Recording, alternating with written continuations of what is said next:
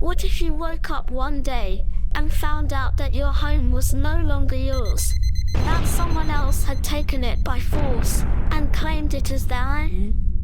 This is the reality for millions of Israelis and Palestinians. They live in a land that they both love, but that they both believe belongs to them. They live in a land that has been torn apart by war, violence, and hatred for more than a century.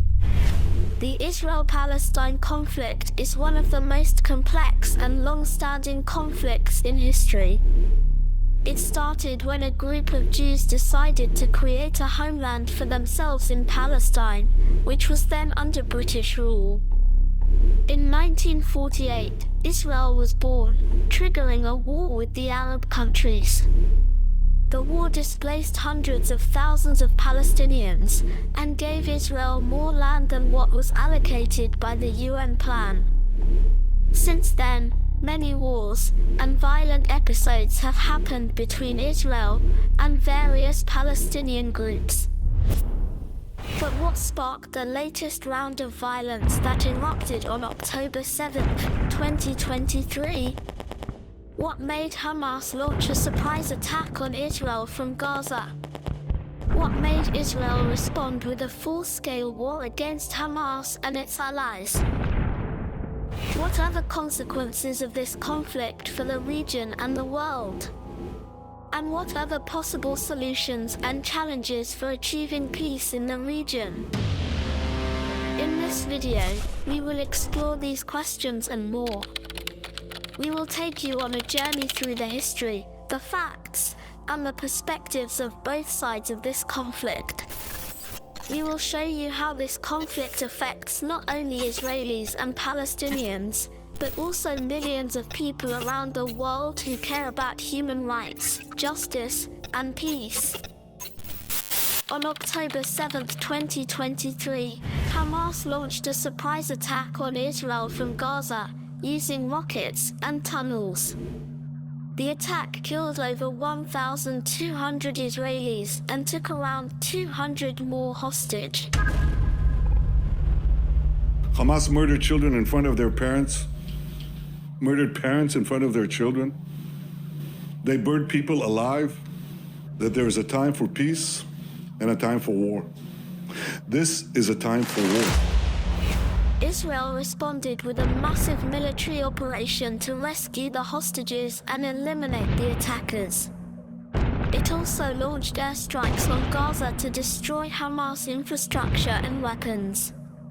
The attack sparked outrage from Israel and its allies, who accused Hamas of committing an act of war and terrorism. And I want you to know you're not alone. You are not alone. The attack also triggered sympathy from Palestine and its supporters, who praised Hamas for resisting Israeli occupation and aggression.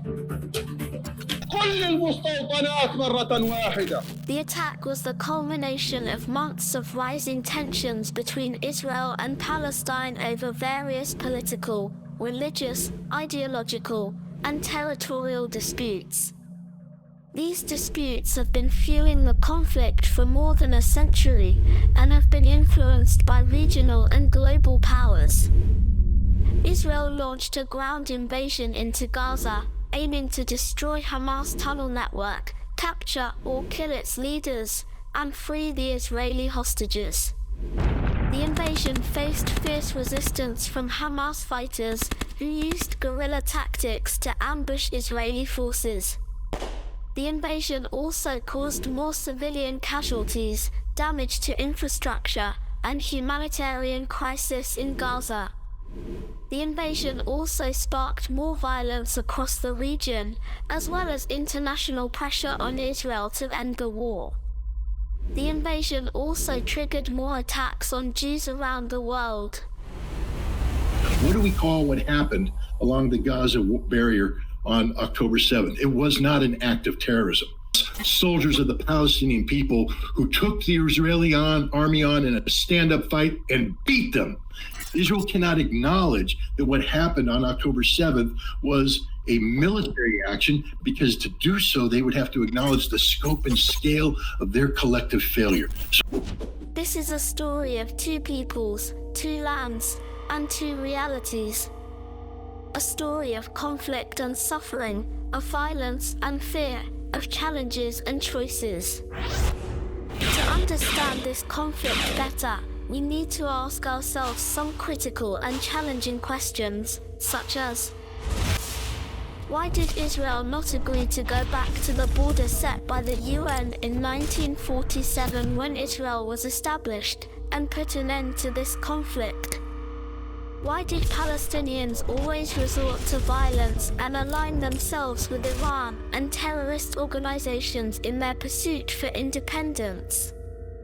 Why did Israel keep on encroaching on Palestinian lands and taking them away? Why was it hard for the US government to criticize Israel? Why was the UK government and the leader of the opposition afraid to criticize Israel? And why did politicians who stood up to criticize Israel have their political careers destroyed? In the next episode, we will dive deep to uncover these mysteries and shed light on these questions. We will explore the historical, political, and ethical aspects of this conflict. We will understand the perspectives and motivations of both sides. And we will discuss the possible solutions and actions that can help to resolve this conflict and achieve peace and justice for both Israelis and Palestinians. Don't miss the second part of this video, where we will reveal the answers to these questions and more. Make sure to like, share, and subscribe for more updates. Thank you for watching, and see you soon.